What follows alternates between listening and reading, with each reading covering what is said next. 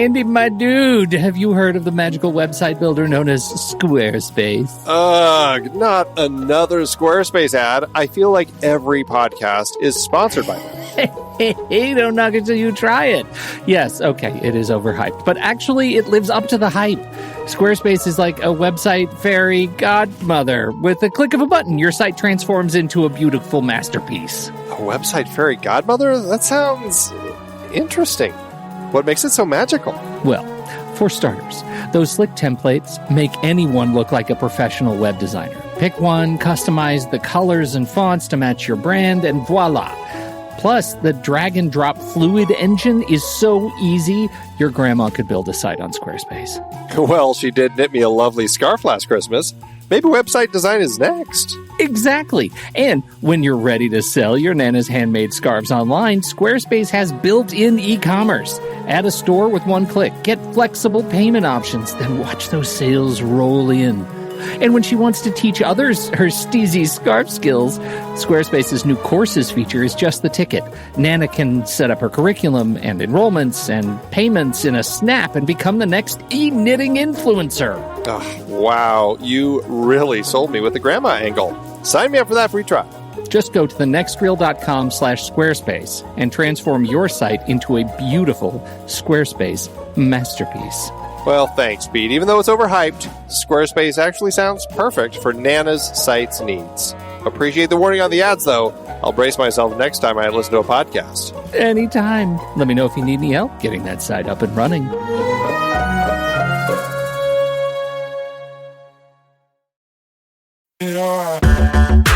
Andy, can you believe we've almost hit 700 episodes of The Next Reel? I know, it's crazy. And with all the other episodes in our family of podcasts, we are well over 1,200 episodes of movie conversation. It's really pretty amazing that we've gotten to have these in-depth movie chats every week for over a decade now. And we couldn't have done it without our loyal community of film fans. Their support over the years has meant so much. For sure. That reminds me, we should give the merch store a shout out. Buying shirts from thenextreel.com/merch is a great way listeners can continue to support the show. Plus, they get to sport our great designs. Absolutely. I think sometimes folks forget we have a variety of shirts, mugs, phone cases, and more available. In fact, a great place to start is with a shirt sporting the Next Reel's logo. We also have that classic Fast Times Spicoli Surf School tee, or the weirdly popular Rusty's European Tour shirt. The one from National Lampoon's European Vacation. Why is that so popular? Search me, but we have sold a ridiculous number of those. I guess there are a lot of Rustys taking trips to Europe? We're always adding new designs based on movies we've covered, like our brand new design for a streetcar named Desire, featuring a streetcar named Desire. So if you want to rep your love of TNR and films, head to thenextreel.com/merch. Every purchase helps us continue to have these weekly in-depth conversations. So visit thenextreel.com/merch today. And as always, thanks for listening and being a part of the Next Reel community. We've got lots more great movie chats coming your way.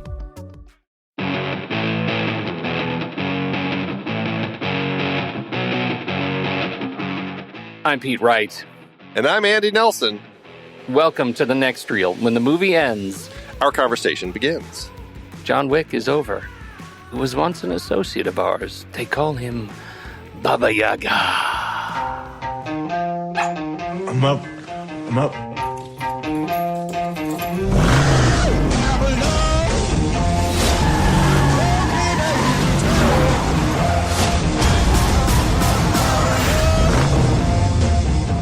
You like that, huh? Nice ride. Thanks. How much? Excuse me. How much for the car? She's not for sale. You have good day, sir. Daisy.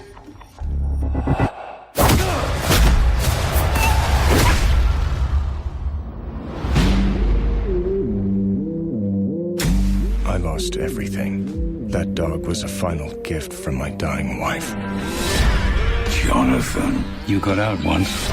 You dip so much as a pinky back into this pond, you may find something reaching out to pull you back in.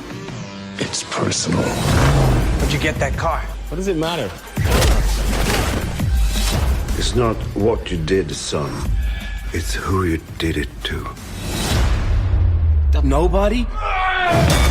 But nobody.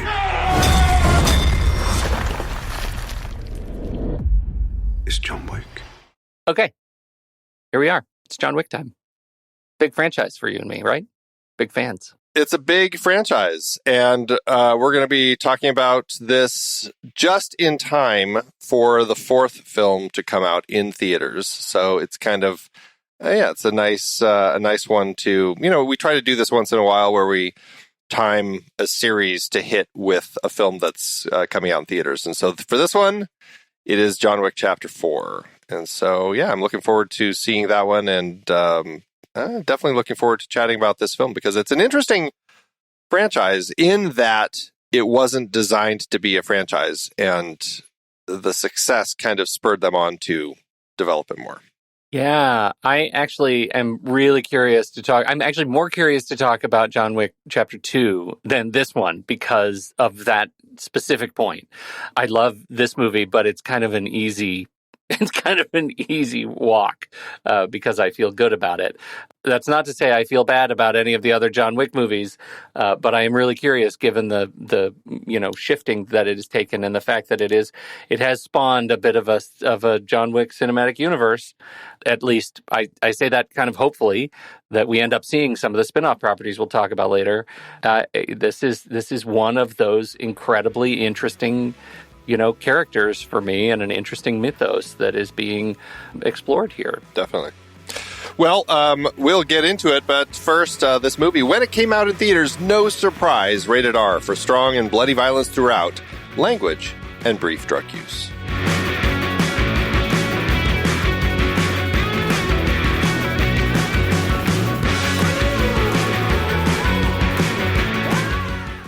Andy, John Wick, is he your spirit animal down there in Arizona? I think I like John Wick a lot less than most people. Really? Yeah. Why? I enjoy the film. I enjoy the franchise. In our pre-show chat, we were chatting a little bit about kind of the place for this film in with gun violence and action sequences and all that. And this is one of those films that I think that they developed a fascinating mythos and world here that I certainly enjoy exploring in the films. But to a certain extent, it is one of those films where there's a lot of, as I was counting, there were at least, I guess it depends on how you define a fight sequence, but, I counted at least eight fight sequences. There's one in there that arguably could, or there's two that arguably could fit as one fight sequence, but still, it's a lot of particular fight sequences and a lot of action, which is fun to watch, but, and I enjoy the way it's crafted, but at the same time, it's just, I never fall in love with it. I just never end up completely, I don't know. I don't get into it as much as I want, which is interesting because you look at something like Mad Max Fury Road, which arguably is a similar sort of film, right? It's just a lot of fight sequences, one after the other as they chase each other around. I really, really love that film. And this one, I'm just like, yeah, I enjoy it. I don't love it, but I enjoy it. Okay. I say that as if I've given up on you. I haven't given up on you. I think that's actually really interesting. I don't know why I had it in my head that you liked this movie more. So I'll go ahead and come in as the John Wick fanboy, I guess. Yeah, that'll be my role. I've always really, really enjoyed it. And I think part of the reason I enjoy it so much is not necessarily the story. It's a pretty simple revenge story that drives us into, a Russian mob underworld. And, that's all fine. It's pretty straightforward. There's nothing I don't think particularly groundbreaking in the story beats. It's all a little bit tropey, but I do really enjoy Keanu Reeves' performance. I love the fact that Keanu Reeves exists to make movies like this at this point, at his age, at his sort of level of physical stamina. But more importantly than all of that, I love the dance of this movie. I mean, I think so much of the movie is of the entire franchise is built on the creativity with which they treat these sort of balletic action sequences, these martial arts sort of action gun sequences. And as a fan of gun kata, I thought you would be much hotter on these films than that. And maybe we still need to talk about gun kata. Well, I mean, jumping all the way back to Equilibrium with that, but I mean, even that, I only rated 2.5 stars, as much as I still enjoy a lot of the sequences and the way that film was crafted, It was all the gun kata was 2.5 stars and the rest was just trash.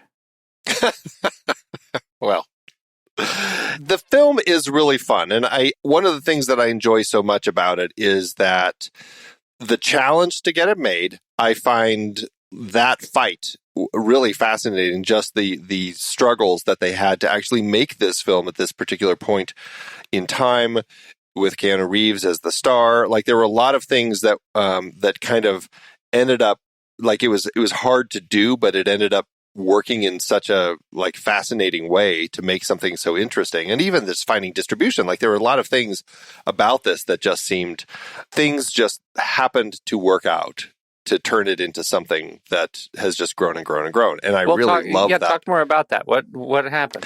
Well, I mean, the whole thing starts with, the writer of this, Derek Kolstad, who had been struggling trying to get scripts written, and he was writing and got some low budget action movies done, like he did one in The Chamber and The Package, and was trying to tap into getting this stuff done and couldn't figure out what people wanted. And so ended up writing this spec script, and he had, and this was about John Wick. And it's actually interesting, the original draft of the script, it sounds much more like an Unforgiven type of story, where it's like a retired, much older, 75-year-old hitman who had long been retired, 30 years or something, and is brought back into the fold. And that's the script that Basil Iwanek, I don't know how you say his last name, but Basil Iwanek, I'll just say, the producer, who, had been producing some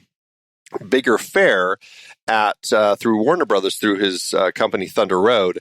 He had done stuff like K-19 The Widowmaker and Firewall and Clash of the Titans and The Town and Wrath of the Titans. And so it had been involved in some very big projects for Warner Brothers, but was really unhappy with the fact that he was just not getting to really have much of a say in the projects. He wasn't really getting to have that autonomy, and ended up deciding, I'm going to do an independent film and, find out something that I can do for a little less money, and ended up reading the spec script and loved it, and decided, and he was also conveniently friends with Keanu Reeves' agent. And Keanu Reeves had been hitting this period in time where he had done 47 Ronin and I can't remember, but some other films that just weren't finding a market. And so he was looked at as somebody who wasn't necessarily going to be, isn't carrying films the way that he used to. And so Iwanek wanted to make this movie, and Kolstad had this script. Keanu Reeves was interested, and they all decided, maybe we can make this happen. Keanu Reeves had actually worked with Chad Stahelski and David Leitch in the Matrix trilogy, and recommended them to come in to do the action sequences. Well, they ended up pitching themselves as the directors and got hired to do it. So it was all these people who ended up kind of passionate about this one particular story, and then they reworked it to fit Keanu Reeves' age instead of a 75-year-old. And Iwanek got the money, and they made it an independent film, and then nobody wanted it. Because, again, people were like, Keanu Reeves isn't carrying movies right now.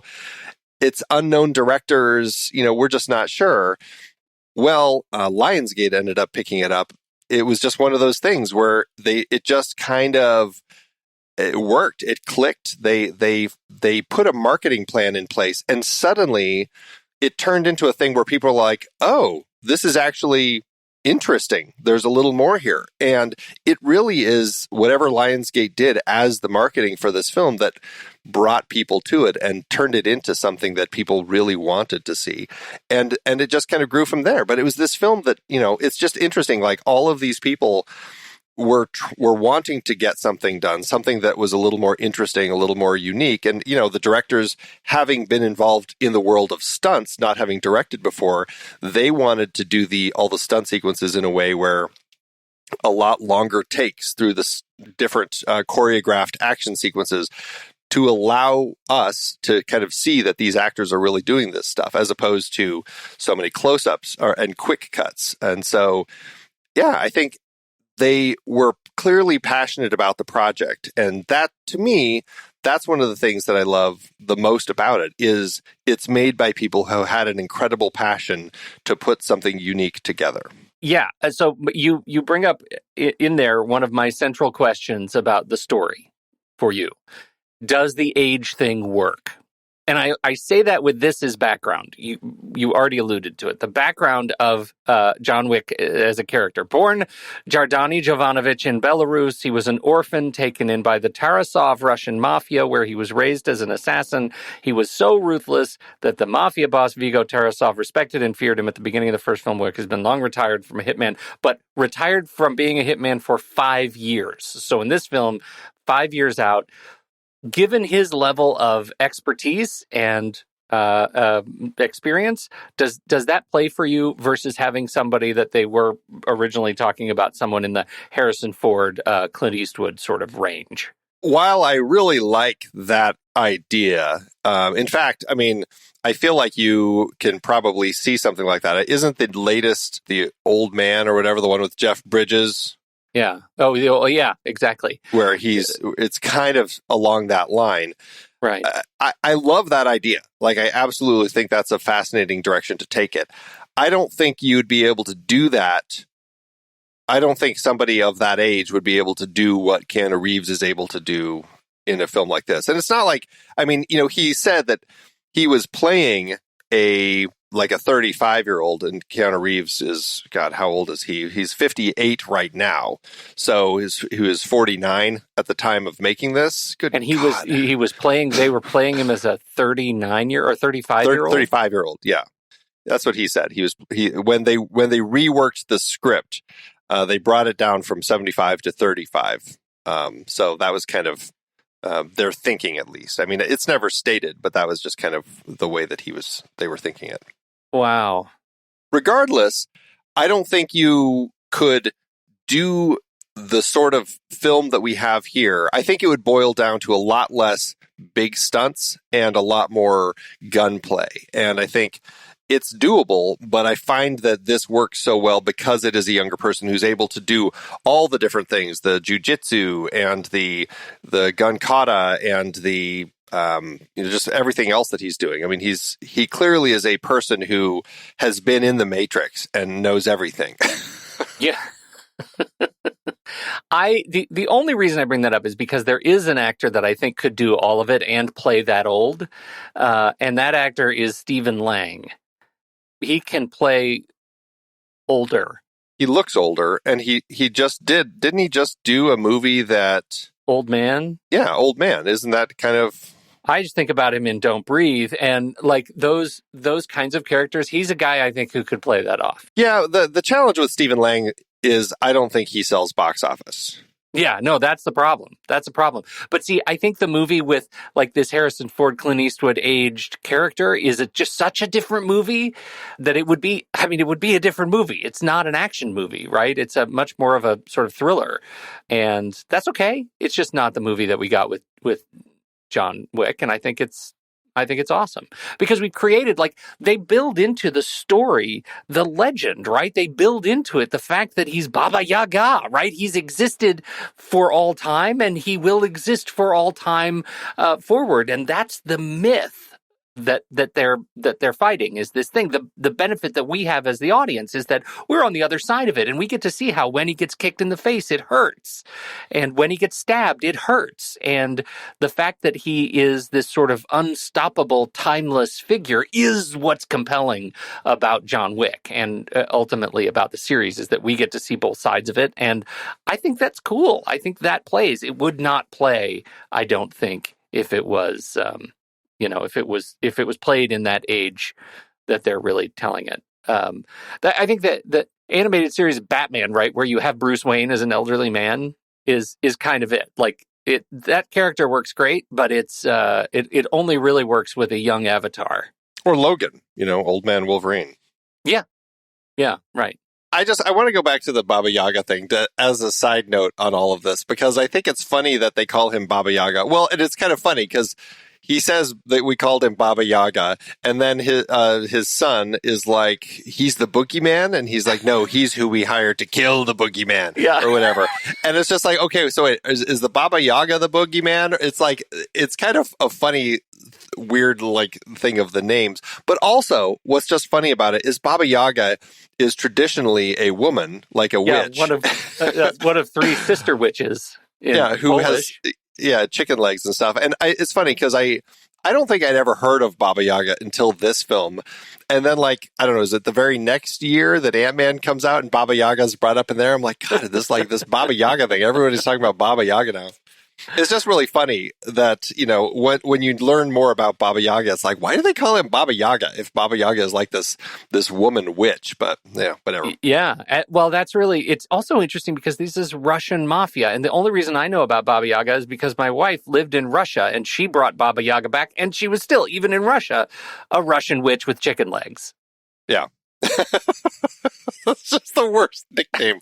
I don't know if they knew that when they named him Baba Yaga, or they just thought, oh, this sounds cool, let's call him that, and then only later realized, maybe we shouldn't have called him Baba Yaga. That might need to be the shirt for this episode, is just John Wick with chicken feet. Flying around. That's the thing. The Baba Yaga flies around in a mortar and wields a pestle as a weapon. It's just like, what a weird thing to decide. Let's call him Baba Yaga. Oh my God. That's funny. That's really very funny. Anyway, so, okay. Revenge thrillers. Let's talk a little bit about that, because in the scope of the story, essentially all of our characters are killers, right? Even John Wick is a killer. It's just he had fallen in love with this woman, wonderfully played in very short and tiny scenes by Bridget Moynihan, who's always nice to see on screen. But he was a killer. He had been, they talk about this scene, which I like that they don't show us anything about that impossible task that they had given him, right? When Vigo is talking about this thing about, he is given an impossible task. That's why we have the power we do today, because he completed it. And there were so many bodies, so many bodies that he left behind. It's an interesting setup for this character. And so we know this is not a good guy. He's a hitman, he's a criminal, he's a terrible person, but we like him. And in a scope of movies like about where everybody's a criminal, like Ocean's 11, we like them. They're stealing, but we like them because they're stealing from somebody who's worse than them. And This is the same thing here. Like, okay, John Wick, he's a former killer. We like him, though, because we meet him. He had a wife. He loves his puppy. But he wants revenge because this person took away everything that he had. They killed his puppy that he just got from his just dead wife, and stole his car. And so it turns into this revenge story. And so in the scope of that, like, what is it Keanu Reeves? Like, what is it that we end up getting from this movie that turns into something that we say, you know what, I really truck with this guy, and I'm okay that he's running around killing everybody because that person killed his puppy. Like, what is it about John Wick as a character that we end up liking so much? For me, I think you are vastly understating the they killed his puppy bit, right? I just want to say, He had that puppy for less than 24 hours. Doesn't matter. It doesn't matter because that puppy was a symbol of his grief. And that is what I think is really important that you are being such a buzzkill about right now. No, I just thought it was funny. This time I'm like, why did I think, like in my head, like I hadn't watched this in a while, and in my head I was just like, he has a puppy, they live together for years, and they kill his grown-up dog. Like in my brain, like they killed his dog, not his puppy that he just had. Yeah. And I had totally forgotten he gets it the day after, or like, you know, he comes back from the funeral, gets the puppy, takes care of the puppy, feeds him some cereal, and then is killed like in the middle of the night. And that's it. I was like, wow, that was so much faster. That was so much faster than I remembered. I really thought there was a passage of time in there. So I was clearly wrong. I was watching this with my son, and I was thinking, gosh, when are they going to get to, like, how long will it take to get to some of the action? Because I want him to see, like, some of the awesome action. And it's pretty patient in that opening segment, right? The fact that they give him the entirety of that first, like, 15, 20 minutes to explore the fact that his wife is recently dead, that we get a number of little flashbacks, that we get a bit of how hard it is to move on from that relationship of your life when you lose your partner like that. And I think I think that was really important. And the gift of that dog, not just that he went out and bought a dog to replace his relationship with his wife, but that it was her last, like, intentional gift to him. Like, her dying breath was, you've got to love something, John. Here is this. This is a piece of me. And then they kill the dog. Like, that is such unspeakable grief in my head. Like, I absolutely feel like his search for vengeance is justified because he's avenging an emotional demon. It's not about the dog, right? It's not about the dog. It's about the fact that he's lost his wife and he hasn't figured out how to attack that and how to come to terms with that. The only skill that he has is killing people, and now he has a target. And I think that's really great, right? That I think gives this otherwise, like, mindless action movie some grit. It gives it reason. Right. And I think that, to me, that matters. That matters a lot. And maybe I would have a different opinion. Like, the last, year and a half of watching, my mom go through this process of grief. If my mom had those skills, she might be out killing people, right? Like, let's say it's really hard to lose your partner. It's really hard. And I think John Wick is an emotional vessel for that. No, and I agree. I'm being a little cheeky with the fact that the script, I just misremembered it so much. And, like, I had forgotten that it was just so fresh. But yeah, I mean, to your point, that puppy is tied so directly to his wife because of that letter that came with it, right? When the puppy arrives, it has that letter from her explaining all of that. And so, yeah, he literally just got back from the funeral of his wife. So it is incredibly fresh. And so, yeah, I get that. It's very much this direct emotional connection to his wife. And they just took all of that away. Plus, it is a puppy. I mean, come on. That's not something that you kill. That was pretty terrible. Yeah. It's terrible. So that gets the ball rolling. And the ball, I guess you said, the ball gets rolling when he goes to get gas in his fancy car, his 69 Mustang, which is a gorgeous car. But we should say Alfie Allen I guess I don't know if we're going to say that he's the ultimate antagonist of the film, but he certainly is the one that he has to get through, or that he gets through, and then, of course, that leads to the ultimate antagonist of the film, which is, of course, Alfie Allen's character is Josef, his father, played by Michael Nyqvist, Viggo. And I really like that there is this, the way that it's constructed, I find fascinating, how Josef is new enough to the business where he's clearly been clueless, like, the whole time. He didn't necessarily know who John Wick was, even though his father, Viggo, had, John Wick in his employ all of those years. And as we said, John Wick got him to this point where he did this impossible task that gave Vigo his entire business.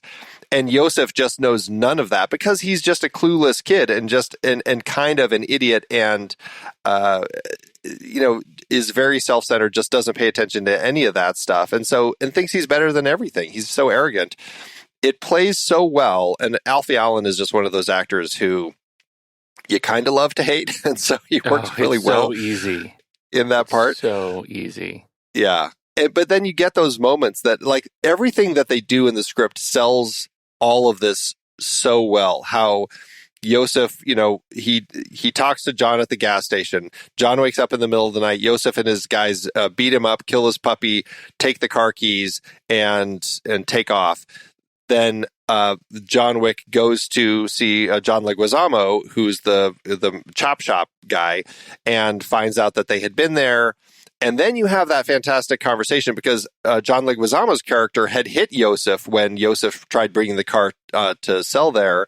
And John Leguizamo has that conversation with Vigo. And he says, look, he has John Wick's car. And all you get out of Vigo is, oh.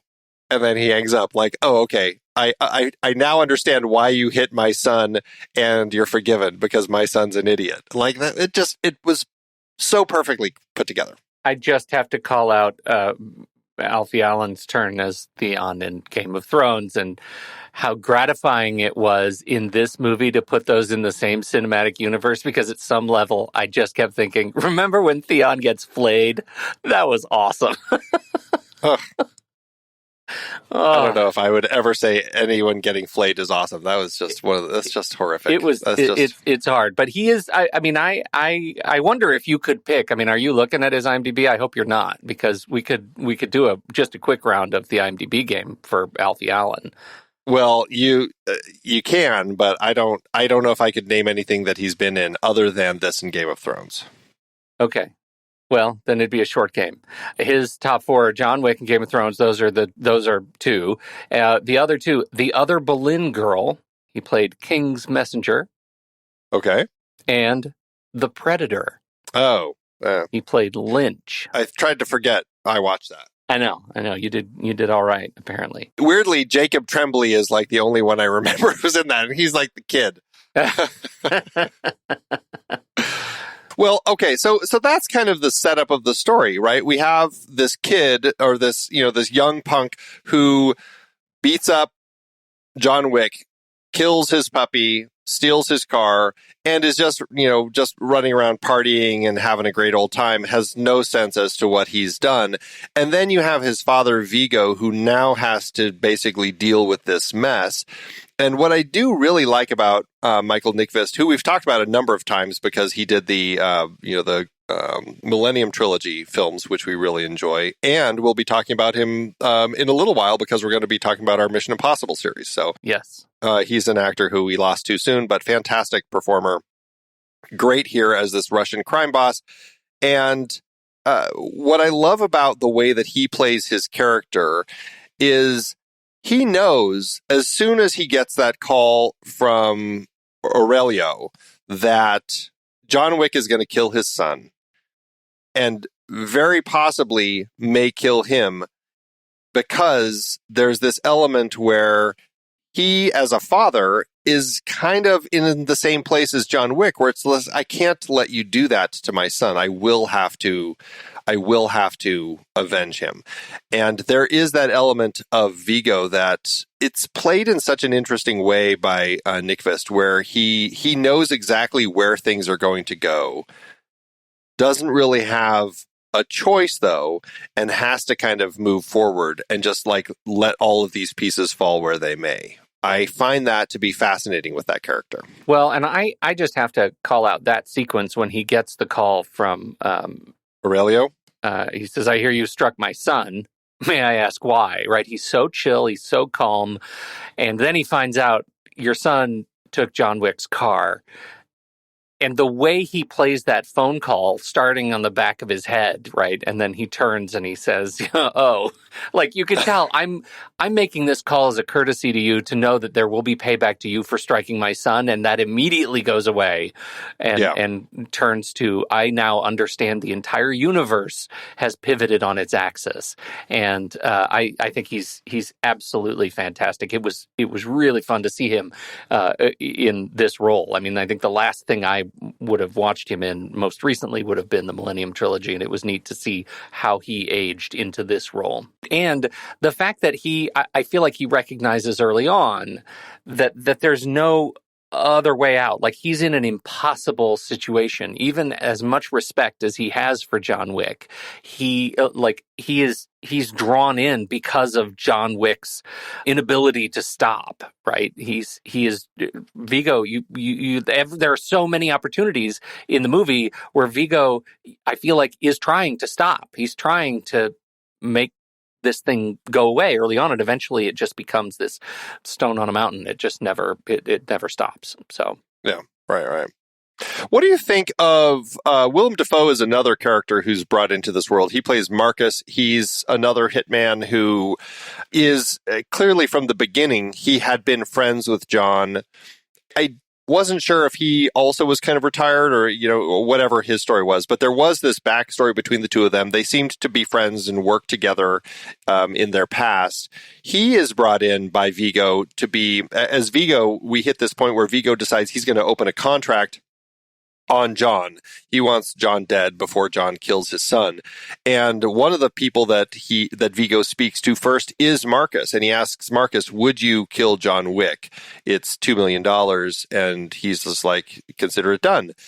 And then, as we see his character over the course of the film, he never is, he's always in positions where he clearly is like pursuing John, watching John, but he's always doing it in a way where he's actually helping John. Like, first we have Perkins, she's Adrienne Palicki. She's Perkins, who comes into John's room in the Continental to kill him. And essentially Marcus fires a warning shot so that John's aware that she's there and can take care of her. Later, when John has been caught by Viggo and is being suffocated by a couple of his thugs, Marcus kills one of the thugs and allows John to essentially get out. And so what was your sense of him as kind of somebody who he's selling himself to Viggo as somebody who's game to take this contract, but really is working with John? That's an interesting way to put it. And I wonder, let me just pitch this read to that character to you and see if it changes your mind. I don't think he's ever working with John.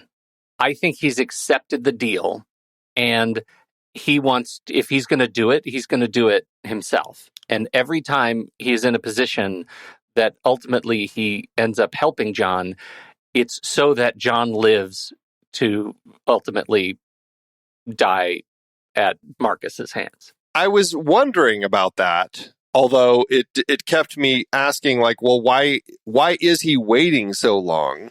And then you have that scene between John and Marcus toward the end of the film, after John has, finally tracked down Yosef and killed him, where the two of them meet under the bridge and they have that conversation, and John kind of thanks him for everything. And that's where Perkins sees him and clearly tells Viggo that Marcus had been working with John, and that's what triggers Viggo to bring Perkins and then go kill Marcus. So that scene made me think, especially since John hadn't been working, he'd been retired for 5 years, and he says at some point when he's talking to somebody, he's a little rusty. Perhaps there had been something where the two of them were kind of like, he was kind of, and maybe John wasn't aware, but it felt like when they had that conversation, I was like, oh, okay. He knew people were out there now because he knew the contract was open. And so I guess my read on it became, I'm going to stick up for John and I'm going to just make sure that he's okay. I don't know. That scene didn't change my view of it, because at that point the contract had been pulled when they had that conversation. And I think it's okay for these guys to be professional friends and colleagues, and for him not to really want to kill his friend. But if the contract's out and his friend's going to die, he wants to be the one to do it. And once the contract is pulled, he's okay going back to their former relationship. The fact that he took his time in order to do it his way, to me, is what got him killed. I was never really, I don't think, swayed by that final, his final undoing. Yeah.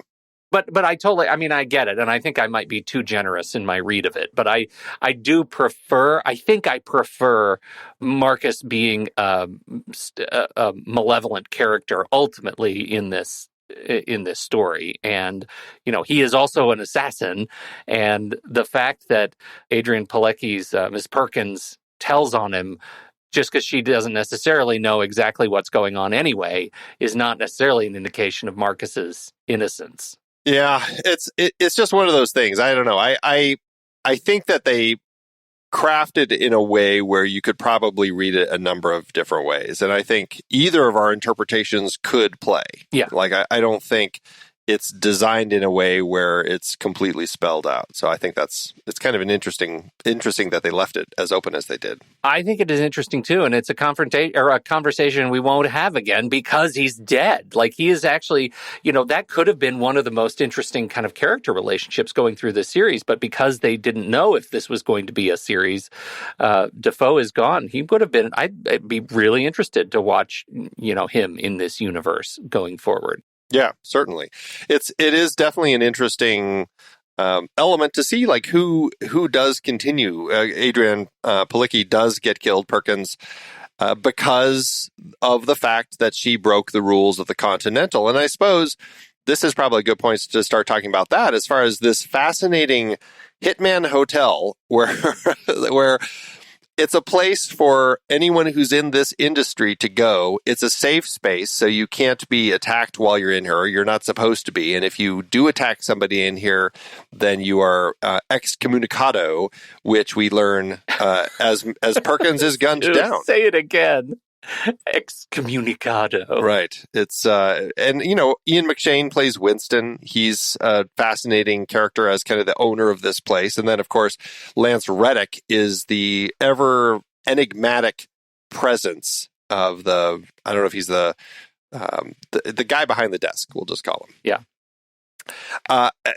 Such a fascinating thing. And then they're also building in this whole world where you have these special gold coins that all of these people use. It's not cash. It's these special gold coins. Like when John has to hire this, quote, cleaning service to come.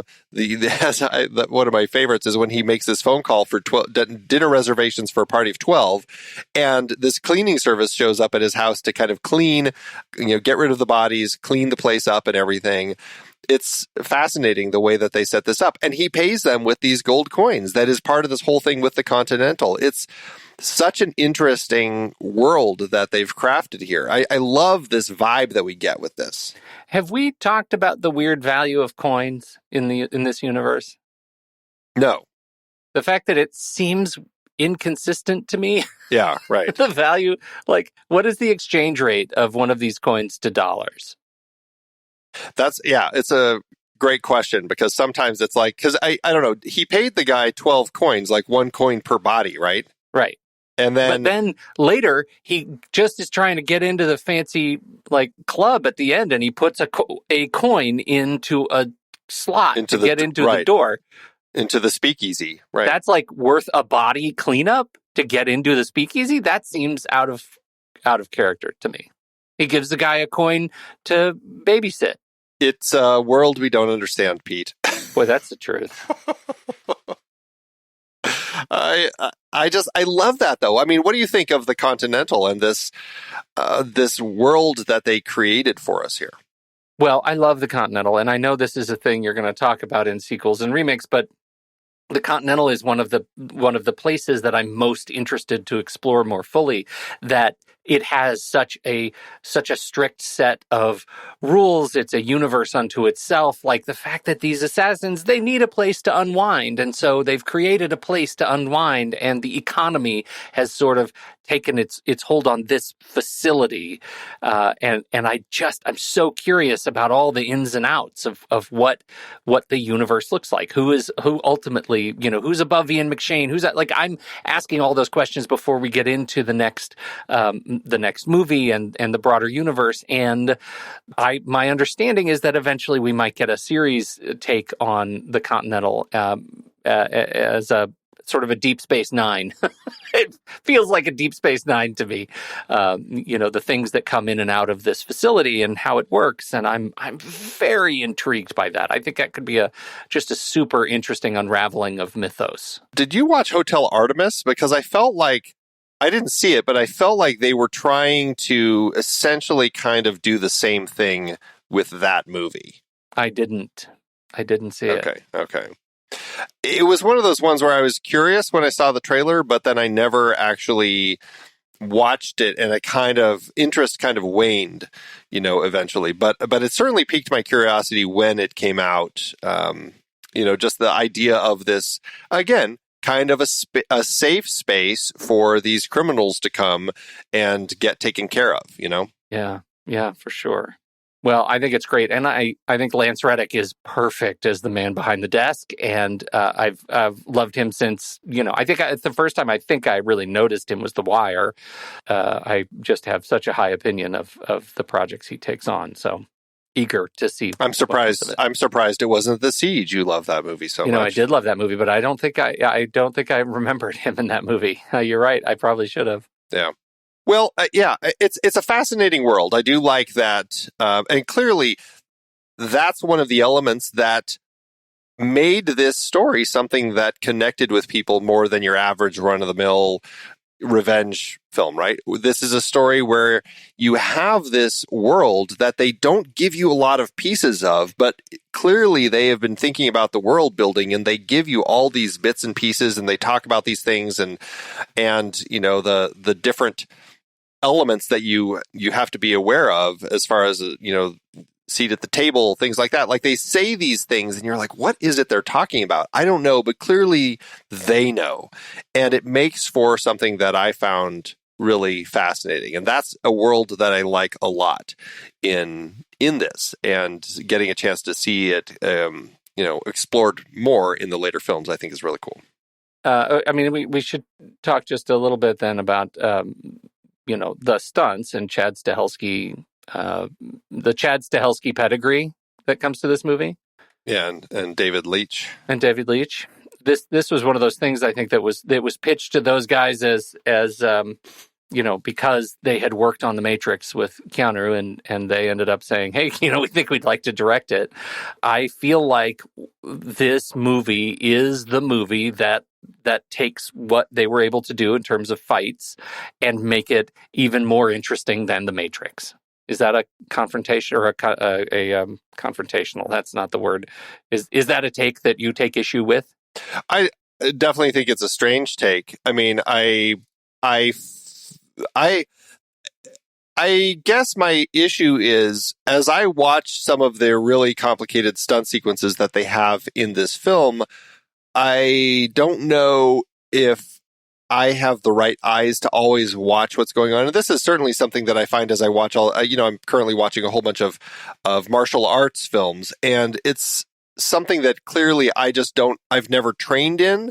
And so when I watch some of these fights, I don't necessarily pick up on a lot of the little things that they're doing. And so I'm like, okay, yeah, that was a really cool fight sequence. They did some cool things. But oftentimes when it catches my eye, it's because of the way that they maybe integrate the camera into it, or do some things where it's not just a bunch of punching and hitting and shooting and slicing and all of that. There are other elements cinematically involved that make it more engrossing for me to watch.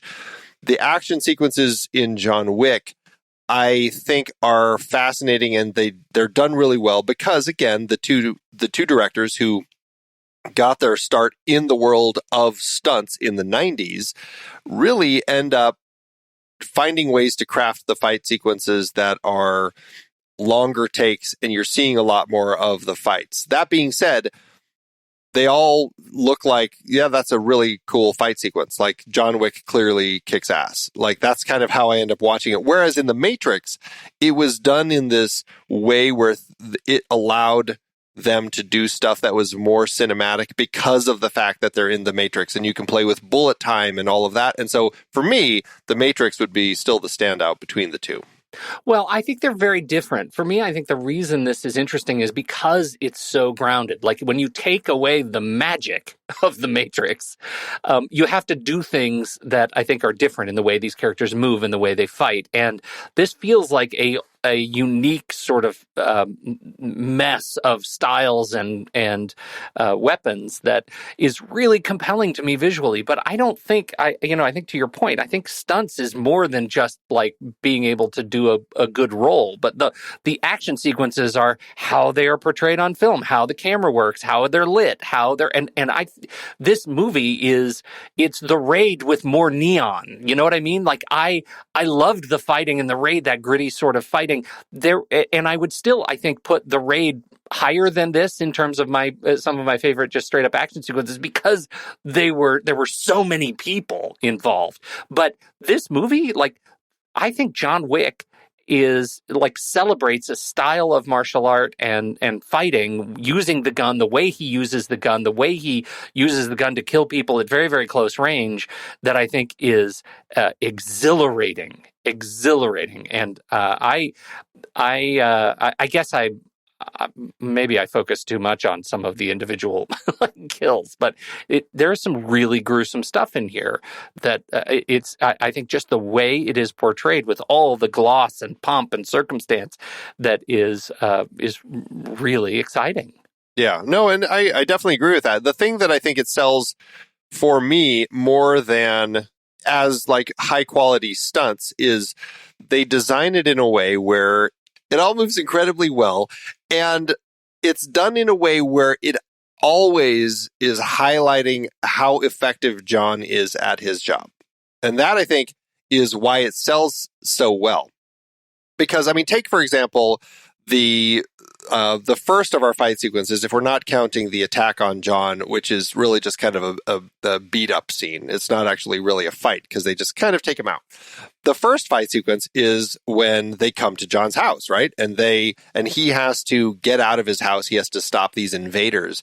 And the way that he moves through his house and shoots very economically and takes them out one by one it's just so, I'm going to say this, it doesn't make it boring, but it's just like he is so clinical in the way that he accomplishes what he needs to do to come out on top that it's kind of cool to see him do. That also perhaps is one of the things that makes it feel, maybe it does make it, for me, feel a little clinical. Like, okay, he's going through the motions because he's so effective as this hitman that he knows exactly where to shoot and how to hit and everything. And it is very exciting, but it also feels like effective to a point where I'm like, okay, well, he knows his job.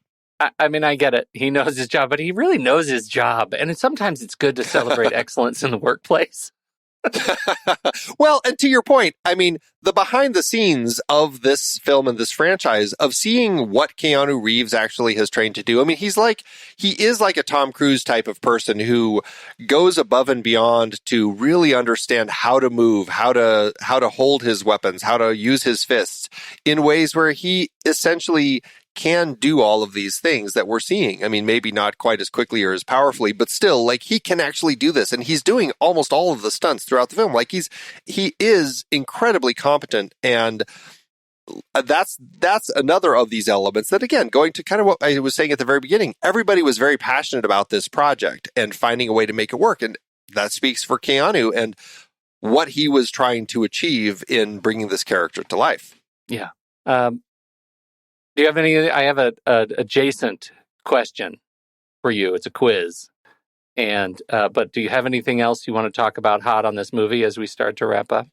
I just, the look of the film, Jonathan Sella was the cinematographer, and capturing a lot of the kind of the bluer tones, that kind of look that gives us this really rainy, gray, blue city, I think is exciting. And then we go into the clubs, and it's just so colorful and bright, and the past, the flashbacks to memories with his wife, are kind of the sepia look.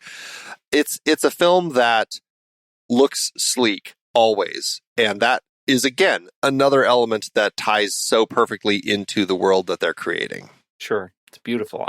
My question for you is, how many actors in this movie could you find, did you notice, that were also in the MCU or MCU adjacent? This, of course, celebrating our other podcast, the Marvel Movie Minute, that currently in season 6, The Avengers. I don't know if I was counting specifically. I think that's what they mean from Glengarry Glen Ross, is always be counting, ABC. You should always be counting. Oh, is that what it is? Mm-hmm. Willem Dafoe, obviously, is somebody who comes in late in the MCU, but certainly ties in through the multiverse. Mm-hmm. And I don't know. My brain has completely shut down as far as anyone else who's also in the MCU. Well, so Bridget Regan was in Agent Carter. We actually have a couple of Agent Carter okay. veterans. Okay. Which is, again, MCU or MCU adjacent. Yeah, right. Daniel Barnhart was, he is a thug, and he was Bonebreaker in Logan, but he was also in Agents of S.H.I.E.L.D. Okay.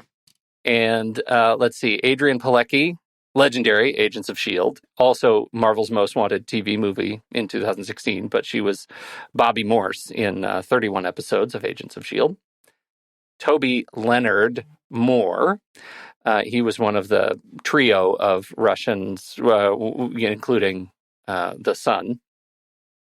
He was in Daredevil. He was James Wesley in Daredevil for 10 episodes in 2015, which I think is suddenly canon again in the MCU, which I thought was interesting.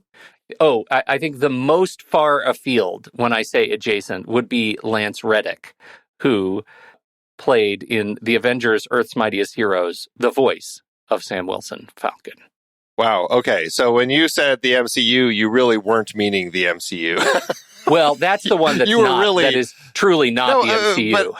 But you're really going into like all the TV properties and stuff, and you know me. Yes. That's why I said adjacent.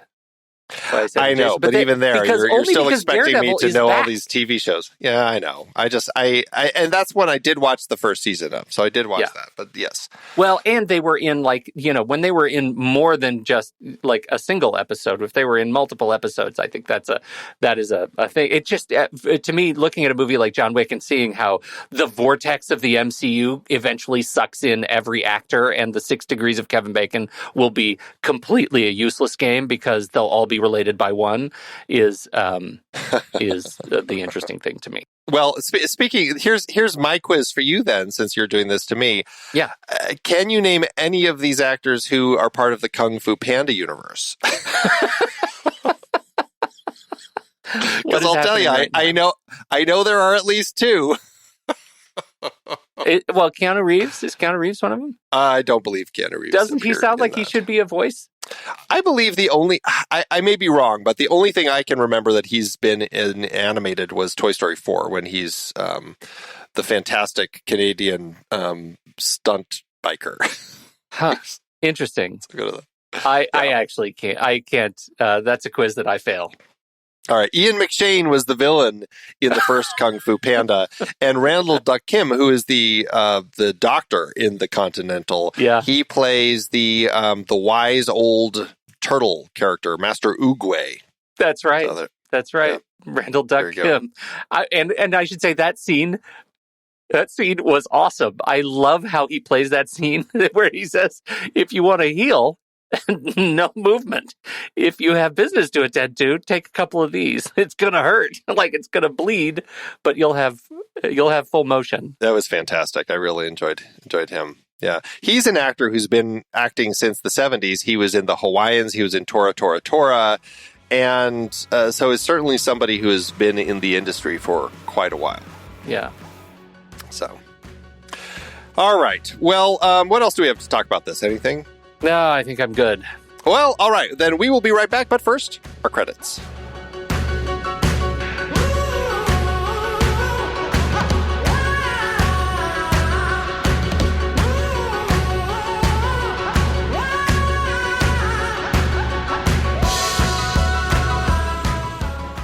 The next reel is a production of True Story FM. Engineering by Andy Nelson. Music by Midnight Noise, Oriel Novella, and Eli Catlin. Andy usually finds all the stats for the awards and numbers at the-numbers.com, boxofficemojo.com, imdb.com, and wikipedia.org. Find the show at truestory.fm, and if your podcast app allows ratings and reviews, please consider doing that for our show.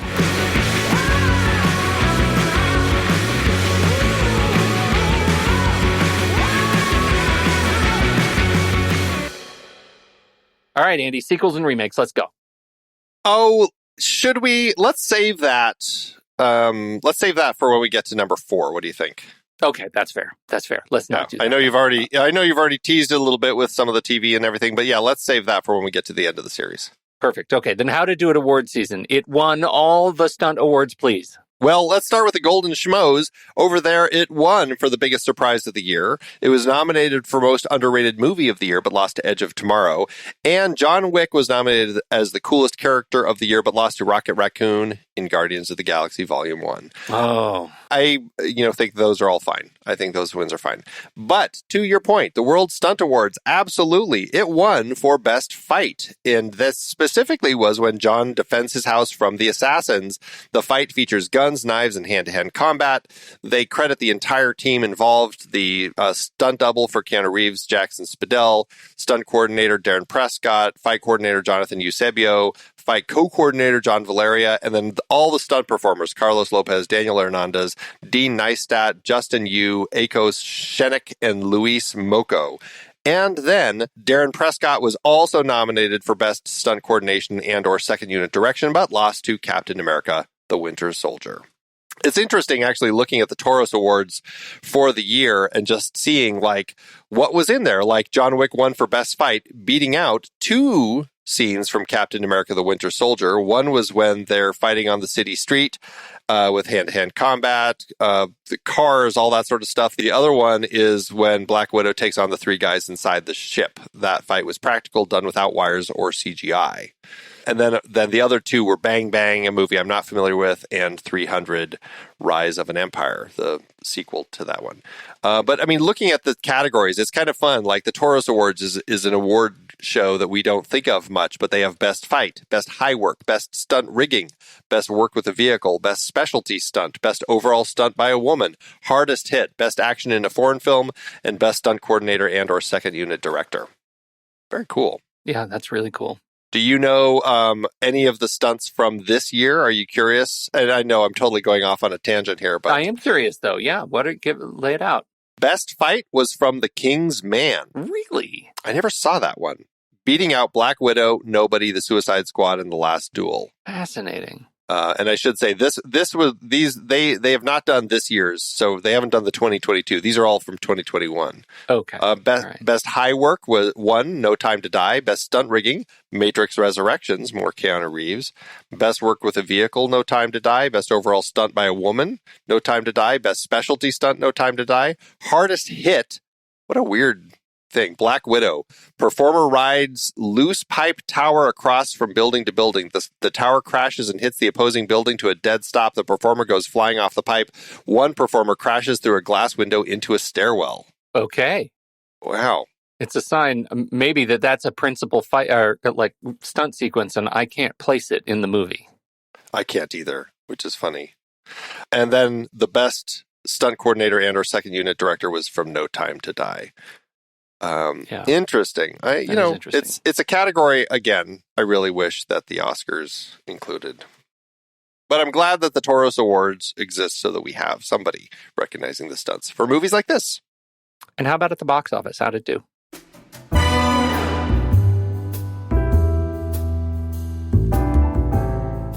Well, for Stahelski's and Leitch's foray into directing and producing their first film, they had a strong starting place, $30 million or $38.1 million in today's dollars. Once the movie finally was picked up by Lionsgate, they gave it a release date of October 24th, 2014, opposite Ouija and Lynn Shelton's indie film Laggies. This film opened in number 2 behind Ouija and stayed in the top 10 for 3 weeks.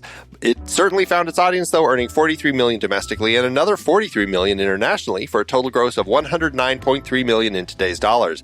That surprised many people as the film did great for itself, landing with an adjusted profit per finished minute of $705,000. And we should note, it was this success that spurred them on to say, hey, maybe we should make a sequel to this. Yeah. If they didn't take that hint, they'd be really bad at their jobs. Yeah, right. And as we're wrapping up, one thing that we didn't talk about, this boils down to one of these situations where Stahelski and Leitch directed this film together, but the Directors Guild of America would not let them have co-credit. And again, it boils down to, I don't know, whatever the internal rules are. I'm not exactly sure ever what the rules are about co-directing credits. I know they're very, very particular about it, but they would not let them do it. And so Stahelski ended up getting solo directing credit and Leitch ended up getting a producer credit. Okay, that's interesting and frustrating. Yeah. Okay. Well, it's a fun film. I really do enjoy it. Don't get me wrong. I don't think I love it as much as a lot of people, but I do enjoy this film. I do enjoy this world. Is this one of these series that you have a higher affinity with one of the later movies than the first one, do you think? I can't remember all of them that well, so I'm curious to do this series just so I can see them. This one I've seen twice, and the other two I've seen once each. And so I'm curious to revisit them, because I couldn't tell you. I know there's a lot of things that happen in the next two films, but I can't remember which one is which. This is the second time you've seen this movie? No, this is the third time I've seen this movie. Oh, okay. The next two I've only seen once each, so I will be watching them each for my second time. Okay. This is great. I feel good just being along for the ride. Well, we will be right back for our ratings, but first here's the trailer for next week's movie, John Wick Chapter 2. Welcome to Rome. Is this a formal event or a social affair? Social. How many buttons? 2. And what style? Tactical. Mr. Wick, do enjoy your party. How good to see you again so soon.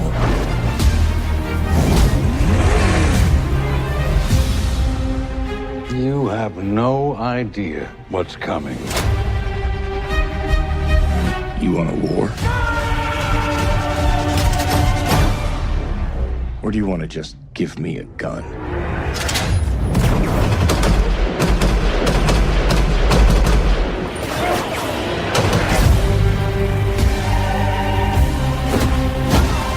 Whoever comes, I'll kill them all. The man, the myth, the legend. John Wick. You're not very good at retiring. I'm working on it.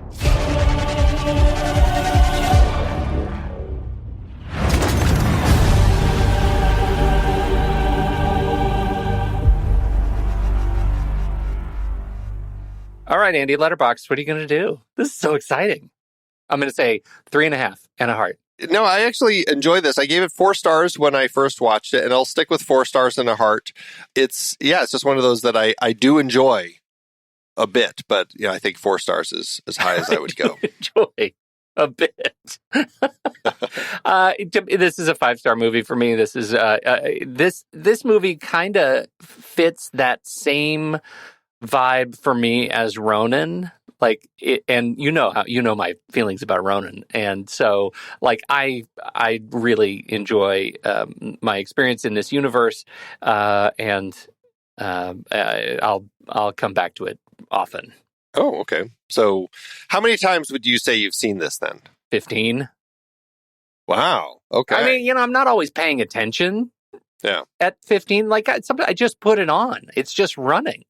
But that's more than once a year. Okay, but you're not always watching it. No, not always watching it, but it's just sort of there. I like being able to turn my head to it while I'm doing something else and think, oh, I remember this part. There are very few movies I do that with. Can you name any right now? Die Hard. Okay. Raiders.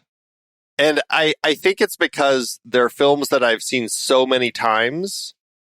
I think it's one of those things where I'm fine putting it on just to have in the background. I just don't do that often with movies. Generally, if I'm putting on a movie, it's because I'm going to sit down and watch it. I rarely put them on as just background. You have business to do. You have letterbox reviews to write, lists to check off. I do. That's true. Yeah. A lot of lists. So many lists. Yeah. Well, again, don't forget to visit thenextreel.com/letterbox to get your patron or pro membership. It works for renewals as well. And we also have our own membership. You can learn about it at thenextreel.com/membership. You can get early access to shows. You can get member bonus episodes. We release, at least one a month. We have got sometimes conversations happening before and or after each of our episodes. All sorts of great stuff. And again, you can learn more about that at thenextreel.com/membership. You know what? I screwed up, Andy. I screwed up. I forgot to do my whole Letterboxd bit at the beginning. So just before you forget, use the code NEXTREEL at checkout at Letterboxd. It gets you 20% off. That's what we meant to say. Okay. Well, what did you think about John Wick? We would love to hear your thoughts. Hop into the Show Talk channel in our Discord community where we will be talking about it this week. When the movie ends, our conversation begins.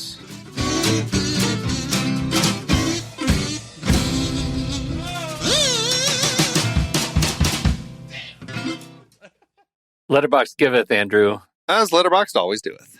Did you go high or low or middle or friends? I went 3.5. 3.5, right in the middle. Okay. What do you got? This is by Jay, who just had this to say, Willem Dafoe. I'm something of an assassin myself.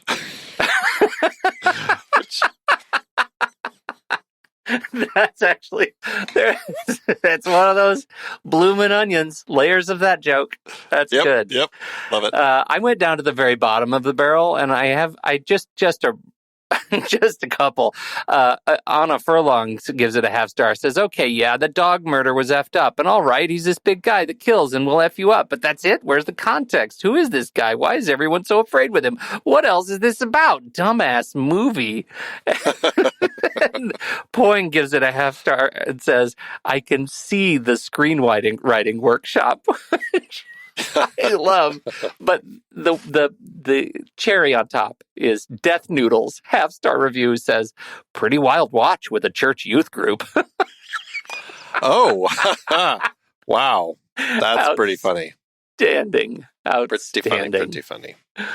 Oh, thanks, Letterboxd. You're the best. It is hard to believe we have been having in-depth weekly conversations about movies since 2011. Oh, you're telling me. Producing this show week after week is so much fun, but it does require a ton of work behind the scenes. If you'd like to help support our efforts, one easy way is by using our Originals page when shopping for books and movies that we've covered. Your purchases made through our links give us a small commission at no extra cost to you, and allow us to keep having these great discussions. The Originals page at thenextreel.com/originals links to the source material from all of our adapted film discussions. Purchasing through our links support the show at no extra cost to you. In Season 12, the focus was big franchises and series. We covered both Paddington films, adapted from the beloved children's book character created by Michael Bond. Oh, I love those films so much. Hugh Grant is perfect. For our Pitch Perfect series, the first film was adapted from Mickey Rapkin's nonfiction book about collegiate a cappella competitions. It's like a short story of my life, literally. I lived college a cappella. Sing it, brother. I lived college a cappella. I didn't mean literally. You know who you're talking to, right? The Twilight Saga dominated the season with 5 films adapted from Stephenie Meyer's vampire romance novels, Twilight, New Moon, Eclipse, and the 2 Breaking Dawn parts. Dominated with awkward romance and nonsense logic is more like it. That too.